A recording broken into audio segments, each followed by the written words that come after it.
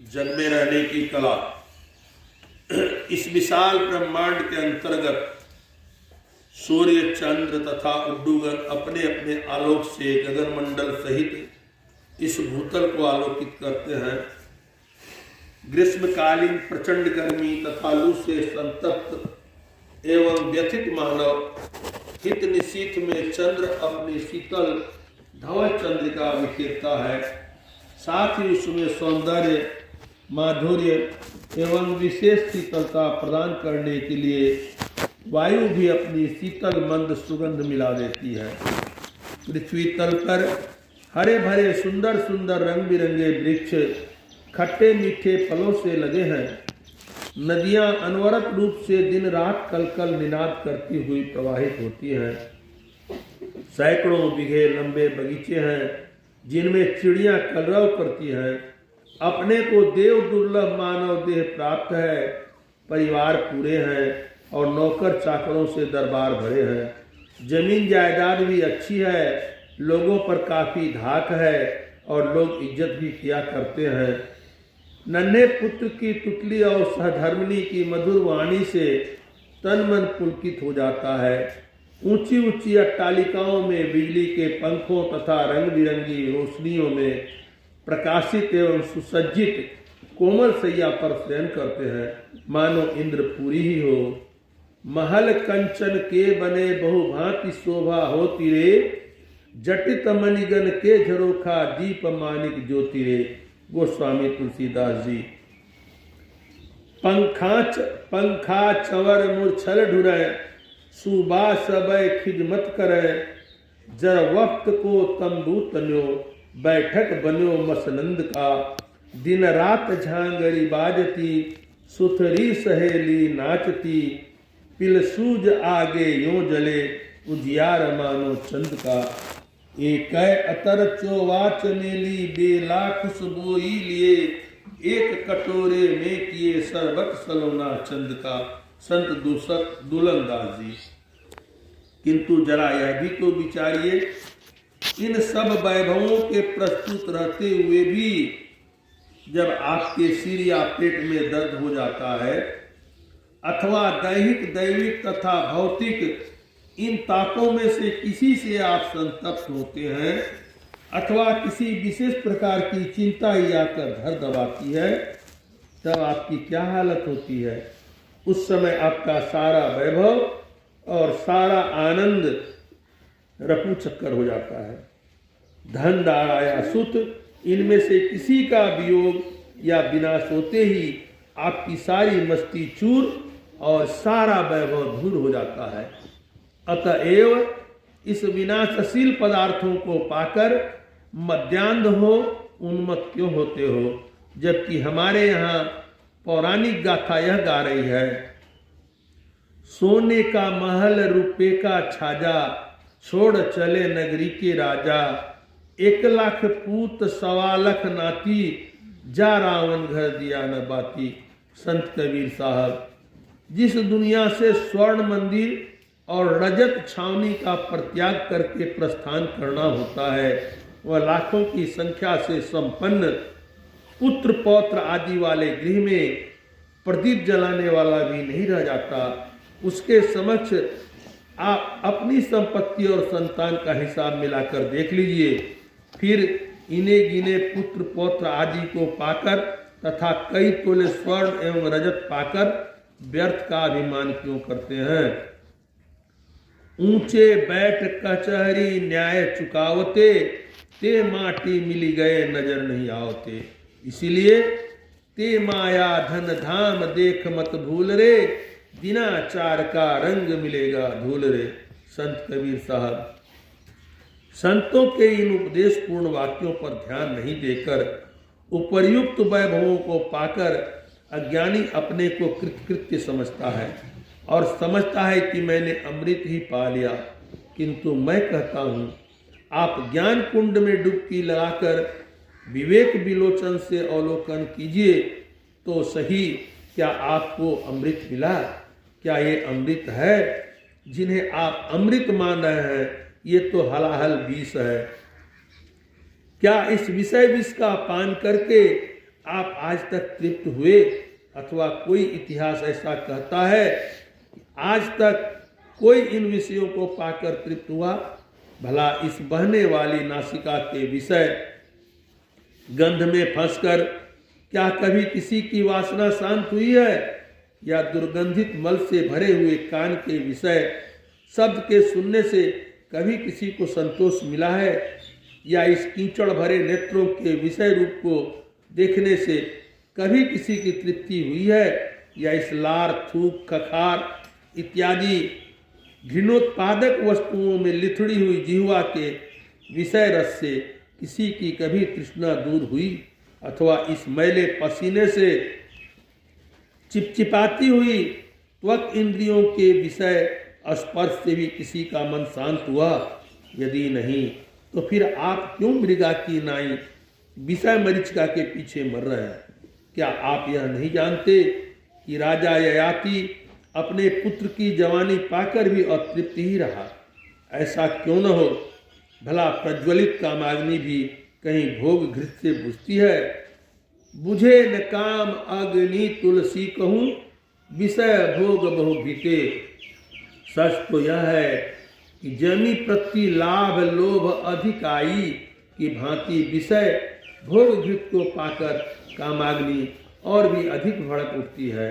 इंद्रियों में नेत्र को सबसे ऊंचा स्थान बैठने के लिए मिला है। यदि आप इस नेत्र के विषय रूप को ही लीजिए तो आप जिस किसी शरीर की सुंदरता एवं मुस्कान युक्त मुख को निहार कर मुग्ध हो सुख का अनुभव करते हैं, विचार कर देखिए तो सही उसमें क्या है। संपूर्ण देह न्यूनाधिक रूप से मांस की लोथों से लदी है तथा मुस्कान युक्त मुख तो प्रत्यक्ष हड्डियों का प्रदर्शन है। भगवान बुद्ध ने कहा है, यानी मानी अपत्थानी अलादुनेव शारदे कपोतकानी अट्ठिनी तानी दिस्वान कारती अट्ठिनं नगरं कतं मंसलोहित लेपनं यथ जरा च मच्चु च मानो मक्खो न ओहिता। धम्पद गाथा। शरद काल के अपथ्यलोकी की भांति या कबूतर की सी हड्डियों को देखकर किसको इससे प्रेम होगा? शरीर हड्डियों का ढांचा बना है जिस पर मांस और लहू का लेप चढ़ा है। इसमें जरा, मृत्यु, अभिमान और द्वेष छिपे हैं।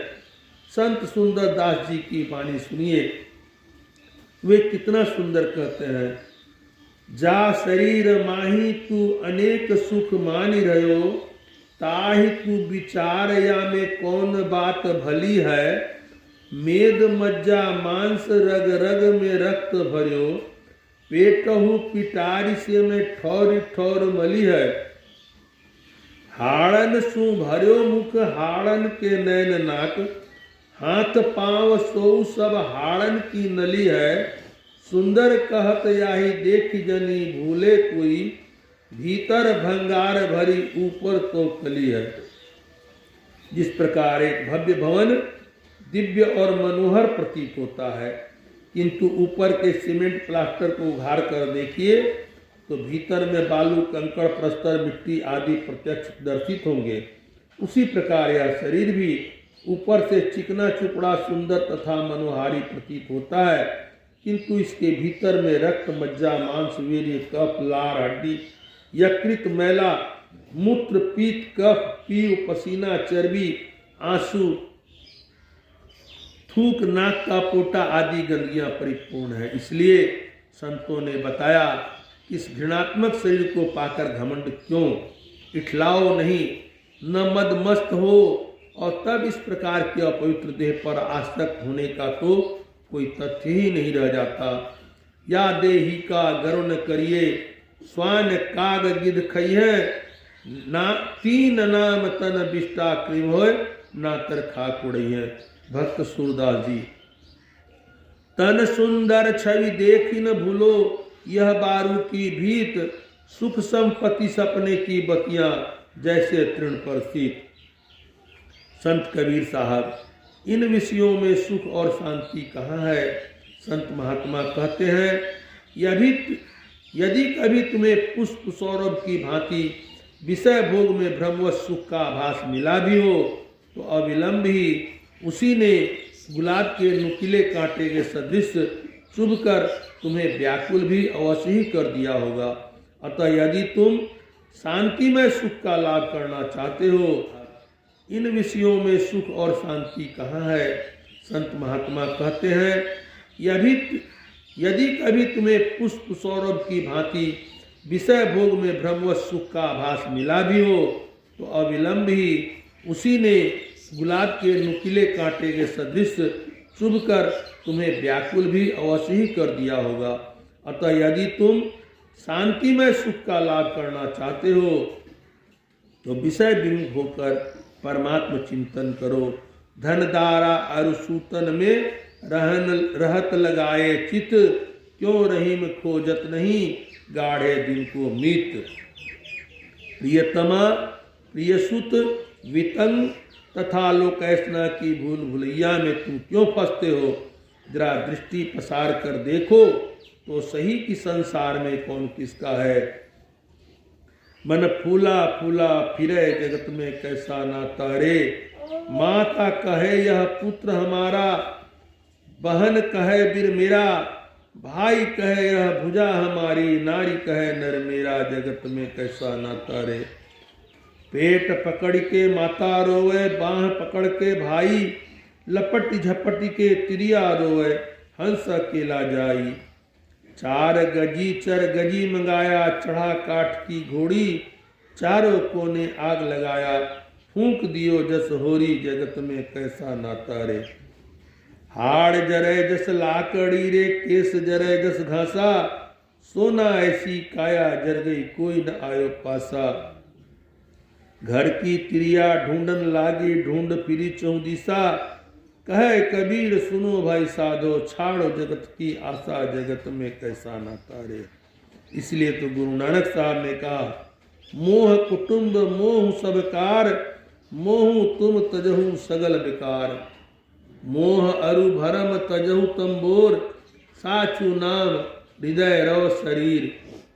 गुरु नानक देव जी ने तो स्पष्ट शब्दों में सांसारिक प्रेम का यथार्थ रूप खींचते हुए बतलाया कि संसार में कोई किसी का नहीं है। तुम अपने साथ जिस किसी को प्रेम करते देखते हो, वह तुम्हारे स्वार्थ हित नहीं, वह तो उसका निज स्वार्थ साधन है। जो भी तुम्हारे हितैषी संगी या प्रेमी है, वे तो सभी तुम्हारे जीवन काल, सुख काल और संपत्ति काल के हैं। देहावसानोपरांत काल, धनहीन काल और विपत्ति काल के नहीं।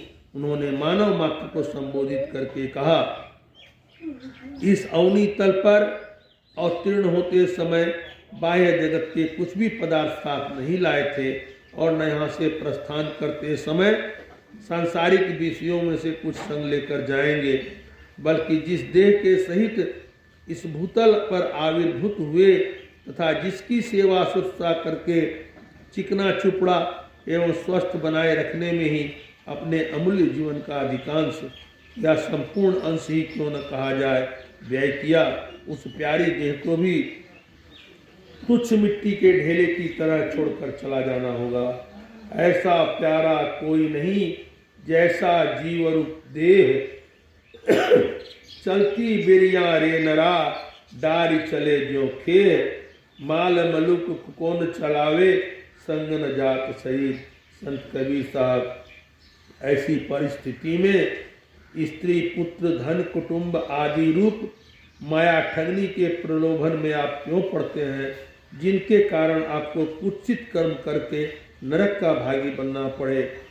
माया ठगनी बड़ी ठगी यह जात है, बचे नया से को लगी दिन रात है। कौड़ी नाही संग करोड़िन जाड़ी के, अरे हाँ पलटू गए राजा रंक लंगोटी छाड़ी के। इस प्रकार आपको भी संसार को छोड़कर चला जाना होगा, यह स्मरण रखिए। नहीं बालक नहीं जौने, नहीं विरधि कछु बंध, वह अवसर नहीं जानिए, जब आए पड़े जमफंद। यह निश्चित है कि एक दिन माइक पदार्थों को छोड़कर या तो आप चले जाएंगे, ये पदार्थ ही आपको छोड़कर चले जाएंगे। इसलिए संतों ने कहा कि जब ये पदार्थ किसी न किसी तरह आपसे अवश्य छूटेंगे, यह ध्रुव है, तब फिर आप पहले से ही उन पदार्थों से अपनी आसक्ति क्यों नहीं हटा लेते।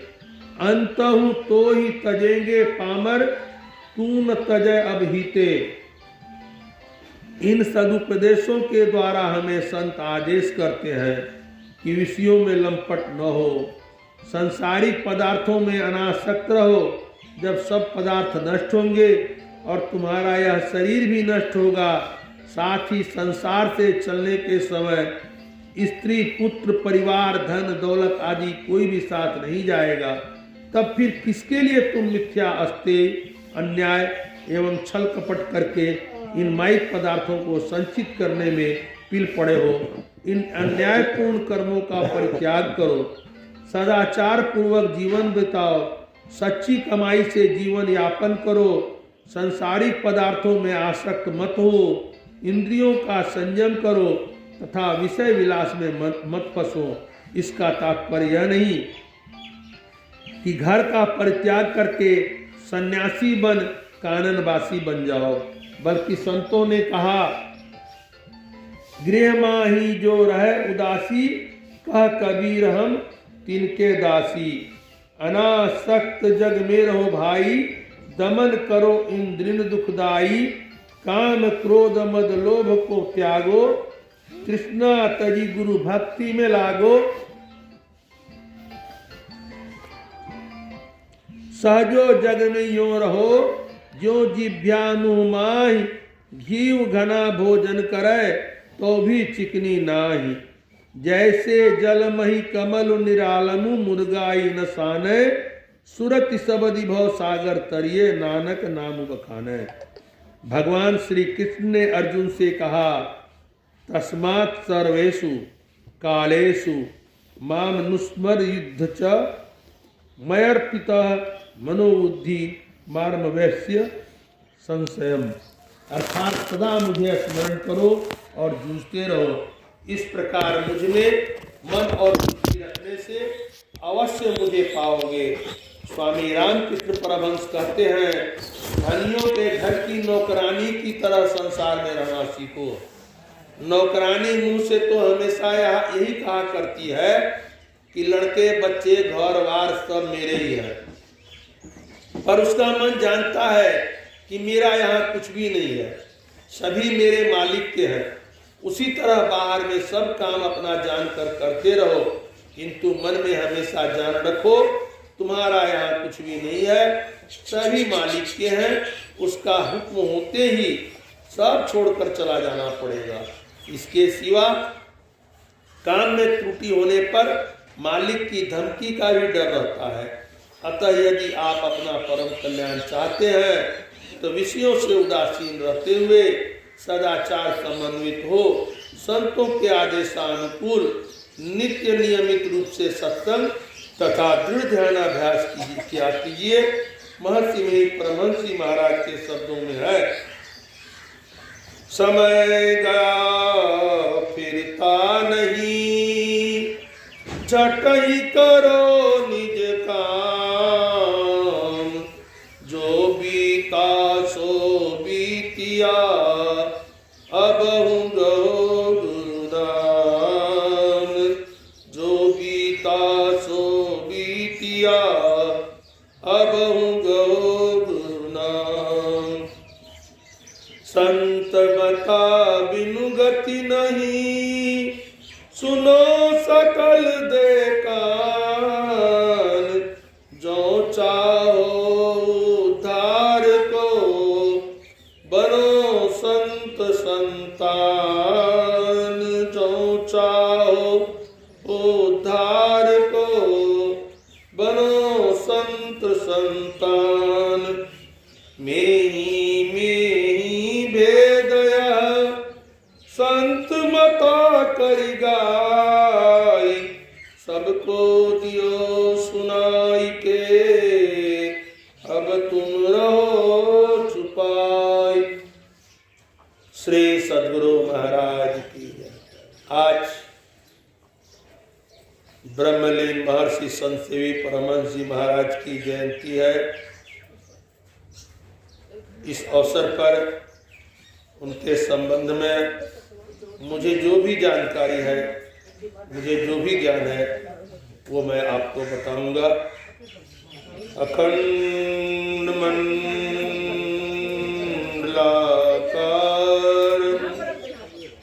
व्याप्तं येन चराचरं तत्पदं दर्शितं येन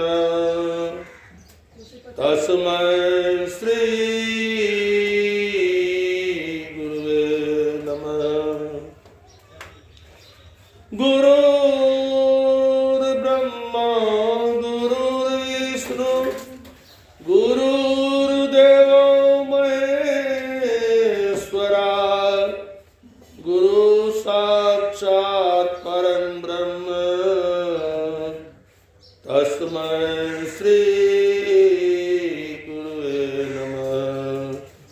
तीन लोक नौ खंड में गुरु ते बड़ान कोई, करता करे न करी सके गुरु करे सोई। गुरु को शीस पे राखिए चलिए आज्ञा माई, कह कबीरता दास को तीन लोक डर नाई। ध्यान मूलं गुरुर्मूर्ति पूजा मूलं गुरुर्पदम, मंत्र मूलं गुरुर्वाक्यम मोक्ष मूलं गुरु कृपा। धन्य धन्य सद्गुरु सुखदा महिमा कही न जाए, जो कुछ कहो तुमरी कृपा मोटे कछु न बसाए। मेरा मुझ में कुछ नहीं जो कुछ है सो तोड़, तेरा तुझको सौंपते क्या लगेगा मोर। श्री सद्गुरु महाराज की। हम लोग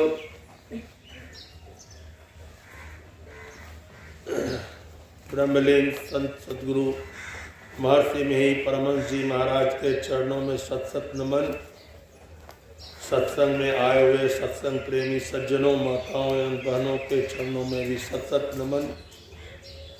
आज का प्रातःकालीन का सत्संग ब्रह्मलीन संत सद्गुरु महर्षि मिहि परमहंस जी महाराज के मस्तिष्क स्वरूप शिष्य ब्रह्मलीन महर्षि संत सेवी परमहंस जी महाराज के जन्मोत्सव पर हो रहा है। हम लोग सत्संग योग से पाठ किए, जो हमारे गुरु महाराज के द्वारा रचित महत्वपूर्ण ग्रंथ है, और उसके बाद महर्षि संत सेवी परमहंस जी महाराज का एक रचना का पाठ किया गया, जिसमें मानव शरीर के विषय में बतलाया गया। यह तुच्छ मानव शरीर केवल विषय भोग के लिए नहीं, वरन एक संत के द्वारा कहा गया है, नर्तन मिला है भवजल पार पाने के लिए, बिगड़े हुए निज कर्मों को बनाने के लिए। और ये हमारे कर्म कब बनेंगे? जब हमें संतों का सामीप्य प्राप्त होगा। तत्काल मैं आपको ये बता देना चाहता हूँ कि महर्षि ब्रह्मलीन संत सेवी परमहंस जी महाराज का जन्म आज के ही दिन 1919 ईस्वी को 1919 ईस्वी के 20 दिसंबर को गम्हरिया ग्राम में हुआ था, जो अभी मधेपुरा जिला अंतर्गत है। और वो प्रारंभिक शिक्षा दीक्षा प्राप्त करने के बाद मनिहारी को 1919 ईस्वी के 20 दिसंबर को गम्हरिया ग्राम में हुआ था, जो अभी मधेपुरा जिला अंतर्गत है। और वो प्रारंभिक शिक्षा दीक्षा प्राप्त करने के बाद मनिहारी उस समय ग्राम था, अभी तो बाजार हो चुका है, उपनगर हो चुका है। वहाँ आकर रहने लगे और वहाँ आकर जब रहते थे तो वहाँ उनका संपर्क परलोकवासी मोहनलाल अग्रवाल से हुआ और वे दोनों सहपाठी के रूप में साथ रहने लगे। और सत्संग भजन में भी मोहनलाल अग्रवाल, जो आगे चलकर मोहन बाबा और चौधरी बाबा, गोसाई बाबा के नाम से प्रचलित हुए, वो संत मत सत्संग से जुड़े, संत मत की सेवा किए और संतसेवी जी महाराज का सामीप्य उन्हें प्राप्त हुआ और भी बहुत से संतों का सामीप्य उन्हें प्राप्त हुआ। उनके गुरुदेव ने उन्हें दीक्षा देने के लिए अधिकृत किया था और वे गुरु महाराज के आदेश से दीक्षा दिया करते थे। और संतसेवी जी महाराज बहुत कष्ट सहकर दूर दराज गांवों में पहले बैलगाड़ी से गुरु महाराज के साथ रहकर सत्संग का प्रचार किया करते थे। संस्था वही सही है जो ज्ञान का प्रदान करे, विलास का उपभोग करे वो नहीं। बहुत सी संस्था हमारे भारतवर्ष में है जो धन को एकत्र करके अपने आप को महात्मा बताकर भोग विलास में लिप्त रहती है, परंतु ये संत मत सत्संग ही एक ऐसा सत्संग है जिसमें आप अगर दान देते हैं तो वह भी जन कल्याण में जाता है। सत्संग मंदिर आदि का निर्माण होता है, लोगों को बैठने की सुविधा, सत्संग करने की सुविधा दी जाती है। मुझे याद है, मुझे स्मरण हो रहा है कि जब मैं अपने माता जी के साथ सत्संग में जाया करता था तो बहुत कष्ट से जाना होता था। घर से सारा सामान लेकर जाना पड़ता था, वहाँ तंबू में रावटी में रहना पड़ता था और बहुत कष्ट सहकर लोग सत्संग सुना करते थे। आज तो हमारे पास बहुत कुछ है।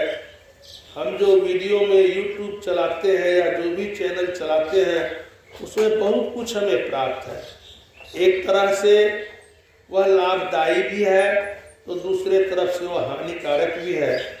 यदि हम उससे ज्ञान की बातें अर्जित करते हैं, संत महात्मा का सामीप्य ग्रहण करते हैं तो हमारा कल्याण होगा। अभी थोड़ी देर पहले हम गुरु महाराज के भजन में पढ़ रहे थे, यही मानुष देह समैया में करु परमेश्वर में प्यार। तात्पर्य है कि हम जब तक इस मनुष्य शरीर में हैं तब तक ही ईश्वर की भक्ति कर सकते हैं, वरना इसके बाद परलोक में हमारी क्या परिस्थिति होगी हम नहीं जानते हैं। अर्थात ये कहें कि जब तक हम स्वस्थ हैं, बैठ सकते हैं, ध्यान भजन कर सकते हैं, जब हमारा शरीर अलस्त हो जाएगा तो हम सत्संग भजन नहीं कर सकेंगे। एक व्यक्ति ने हमसे पूछा था क्या कर्म का फल भी मिलता है, तो मैंने उसको जवाब दिया था मिलता है। बोला कैसे, इसका एक उदाहरण। तो हम बोले अभी तुम किसी को जाके अनावश्यक रूप से एक थप्पड़ मार दो, वो भी तुम्हें 2-4 थप्पड़ जड़ देगा। किसी के दरवाजे पर जाकर गाली गलौज करो, वो भी तुमको बाहर निकलकर गाली गलौज करेगा। लेकिन अगर तुम किसी की सेवा करो तो वह तुमको आशीर्वाद देगा। ये हुआ कर्म फल। हमारे ब्रह्मलीन संत साई स्वामी जी महाराज के शब्दों में आया है, सेवा से सद्गुण है आते, जिससे जीवन सुखमय होता, जिसमें है सेवा भाव नहीं, साही सुख चैन कहाँ होगा। तो हम लोगों को सत्संग की सेवा क्या है, गुरु की सेवा क्या है। सत्संग नित अरु ध्यान नित रहिए, करत संग लग्न हो, व्यभिचार चोरी नशा हिंसा झूठ तजना चाहिए। यही गुरु की आज्ञा है और गुरु की आज्ञा का पालन करना यही सबसे बड़ी भक्ति है। हम गुरु की आज्ञा का पालन करें। किसी भी धर्म में ये नहीं सिखाया जाता कि झूठ बोलो, चोरी करो, नशा का सेवन करो, ईश्वर को याद मत करो, ये सब किसी भी सत्संग में नहीं सिखाया जाता है, न किसी धर्म में सिखाया जाता है। हिंसा करो, किसी की हिंसा करना ये भी जो है पाप है। खुश खाना है खिचड़ी, तामा ही टुकलोन, बांस पराया खाए के गला कटावे को।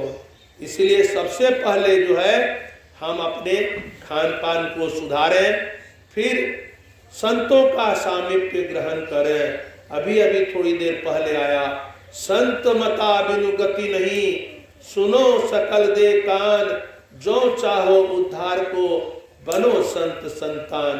यानी संतों की संतान बने। जिस तरह एक पुत्र का अहित पिता के नजरों में नहीं हो सकता, पिता हमेशा अपने पुत्र का हित ही चाहते हैं, उसका अकल्याण नहीं होगा, कल्याण ही होगा यदि वह पिता की बातों में चले तो। ठीक उसी प्रकार यदि हम अपने गुरु के बातों में चले, गुरु की आज्ञा का पालन करें, संतों की आज्ञा का पालन करें, तो हमारा कल्याण ही होगा और कल्याण नहीं होगा। और हम रामायण के कथनानुसार जो परलोक यहाँ सुख चाहू, सुनि मम वचन हृदय दृढ़ रहू। और अंत में क्या आया, प्रथम भगति संतन कर संगा। संतों का संग प्रथम भक्ति कहा गया है, ये नहीं कहा गया है प्रथम भगति राम कर संगा या प्रथम भगति कृष्ण कर संगा, नहीं कहा गया है। जो सगुण हो वह ईश्वर नहीं हो सकता। जो जन्मे मरे पले वो ईश्वर नहीं हो सकता, वह ईश्वर का दूत हो सकता है।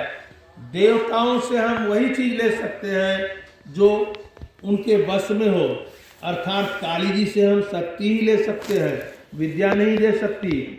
सरस्वती जी विद्या ही दे सकती हैं, शक्ति नहीं दे सकती। ठीक उसी प्रकार लेकिन परम पिता परमेश्वर हमें जो है सभी दुखों से छुटकारा दे सकते हैं। दैहिक, दैविक, भौतिक इन त्रय तापों से हमें मुक्ति मिल सकती है। इसलिए हमारे ब्रह्मलीन संत सदगुरु संतसेवी जी महाराज ने कहा, अनासक्त रहो, इस संसार से अनासक्त रहो और ईश्वर की भक्ति करो, इसी में कल्याण है। ये थोड़ा सा मैं आपके सामने अपने संस्मरण को रखा। और मैंने एक चैनल चलाया है संत जय गुरु संत मत सत्संग, इसमें अपने उद्गार को व्यक्त कर सकता हूँ। अगर आप लोग चाहें तो इस चैनल को लाइक करें, शेयर करें, सब्सक्राइब करें। और इसमें जो है स्तुति विनती का पाठ भी किया गया है, उसको भी आप अगर याद नहीं है शुद्ध कर सकते हैं। बोलिए श्री सद्गुरु महाराज की जय। अब इसके बाद अगर कोई भजन गाना चाहे तो भजन गा सकते हैं, वरना आरती करके सत्संग की पूर्णाहुति की जाएगी।